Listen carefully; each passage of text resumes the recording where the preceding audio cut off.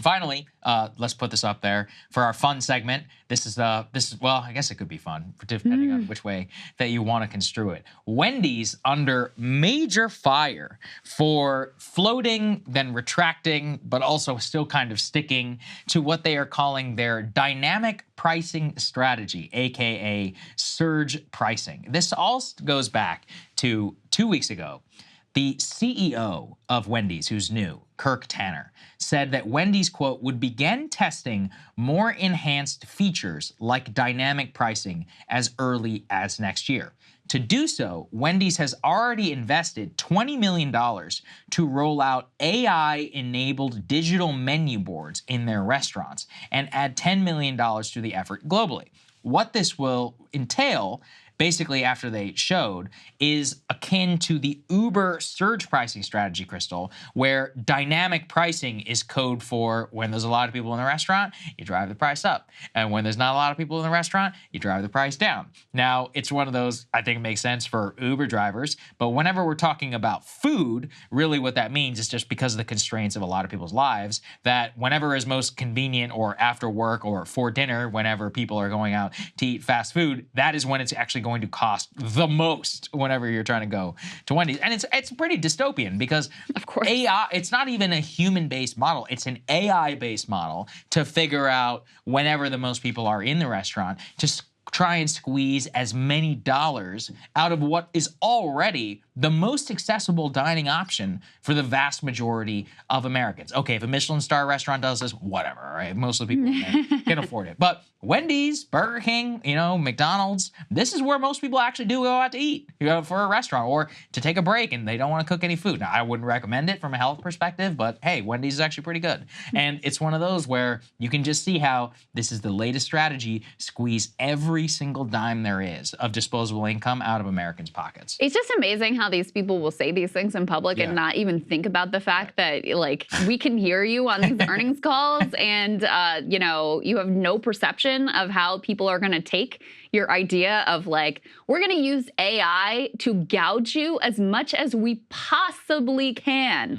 And it fits not just with, like, the Uber surge pricing, which even at times, I mean, they've gotten in trouble for that at times too, when there's been bullshit. And also there have been times when there have been like a mass shooting or a natural disaster or something, people trying to flee the scene. And they're charging them $200 or whatever to be able to escape to safety. So they've even come under fire for surge pricing, even though that's been sort of like accepted in their model. There have been other instances too of airlines trying to do this where they've come under fire as well.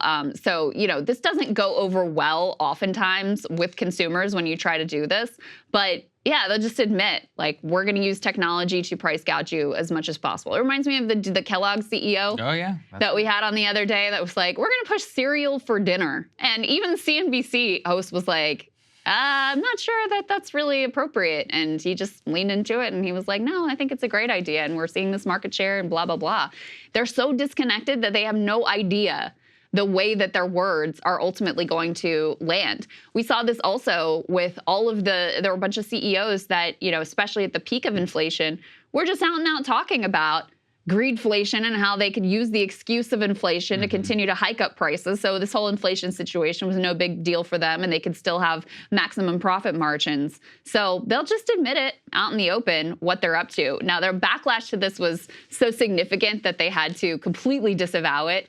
First, they came out with this sort of like, statement justifying it, saying, oh, this is being misconstrued, et cetera, et cetera. But they finally were forced to specifically disavow surge pricing, saying, quote, we didn't use that phrase, nor do we plan to implement that practice. So apparently the public backlash, at least in the short term, worked here for you. We'll see, right? Because even if they're offering, let's say, like deals at certain times that don't exist at other times, there's still some other sketchy stuff. And I would not put it past them in terms of what they're actually trying to do.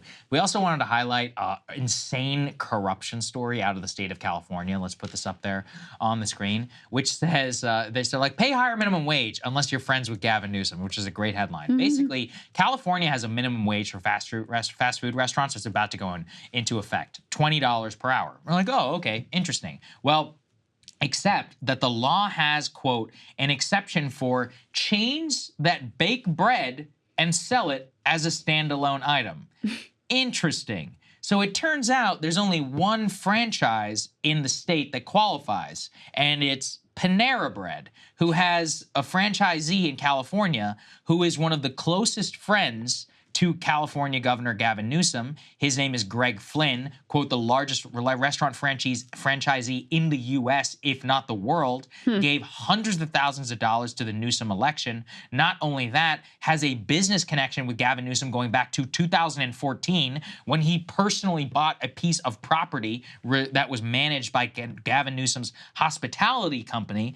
And it says that the bread exemption is so narrowly tailored that it doesn't even include Krystal bagels or croissants, meaning Panera is the only chain by the largest number in California that will benefit from this exemption. So he basically raised prices, minimum wage prices, for McDonald's, for all these other places, and had a specific carve-out written just for freaking Panera Bread. Okay? Incredible. That's nuts. Now, of course, they claim, oh, no, we had nothing to do with this. Isn't corruption. Come on. Give me another explanation. Right. Explain how this makes any sense outside of just out and out direct corruption. And it's far from the first time that Gavin Newsom has caved to his big donors in the state, whether it is, the Hollywood donors and siding with them on a variety of things, or the tech donors. He sided with them specifically over some labor pushes, in particular with regard to automated driving in the truck industry as one example. He's the one who really was behind the scenes making sure that single-payer healthcare never came up. He's got a bunch of health insurance donors he's got to worry about there. So ultimately, when it comes down to it, when you ask what is Gavin Newsom's ideology, this is it. Yeah. He will do enough to paint himself in the progressive sort of banner or wave that flag or whatever. But if those values come in conflict with the donor class, he's with the donor class every single time, every day of the week. So it's an amazing example. Just to give people a backstory, I think we covered this here at the time. It's actually quite incredible what they've done in California. It's not an out-and-out minimum wage law. This was the result of a sectoral bargaining process. SEIU, right. And which is something that is done in a lot of other countries and done in a limited extent here, sort of in the auto industry with the big three. But the idea is that you have this board that represents the fast food chains and only applies to large fast food chains. We're not talking about little mom and pop, whatever. Large fast food chains, workers, labor unions, all the stakeholders, and they negotiated this deal. And the benefit of sectoral bargaining is then you have uniform standards across the industry. You have a mechanism by which workers' interests can be represented so that you have a genuine give and take here, which, is a really good thing and very beneficial, I think, for everybody involved. Because also, if you're those restaurants, then that means there's an even playing field, right? Your competitors are also having to pay those additional labor costs. And so it sort of makes things even across the board, unless you have a gigantic carve out. And that's why it's so wildly unfair is now Panera alone gets this huge competitive advantage because they can undercut and pay their workers less and not have to abide by the other safety standards. It's not just the labor costs. There's all, additional safety standards and requirements here and probably scheduling requirements, et cetera, that they also get to not have to participate in. So just wild corruption out in the open here. Check this out, Krystal. Guess what Panera average salary for an associate is in the state of California right now? $11 an hour, $11.70 an hour. So everybody else has got to pay almost double what Panera gets to pay. You're not going to tell me that's a huge advantage. It's a multi-billion-dollar advantage at scale, also specifically for this one dude. Apparently, actually, President Biden planning on bringing some of this up in the State of the Union. Let's put it up there. Biden targeting a new economic villain, which is shrinkflation. You actually saw some of that, and they didn't do an interview, but they sent out to Surrogate before the Super Bowl to talk about how the snacks were getting more expensive. This is the Didn't type he do of thing a TikTok on it too or something? Yeah, apparently. That's why the young people love Joe Biden. That's why people. He goes on Seth Meyers. He's like, my scoops of ice cream aren't big enough anymore. That's his version of it.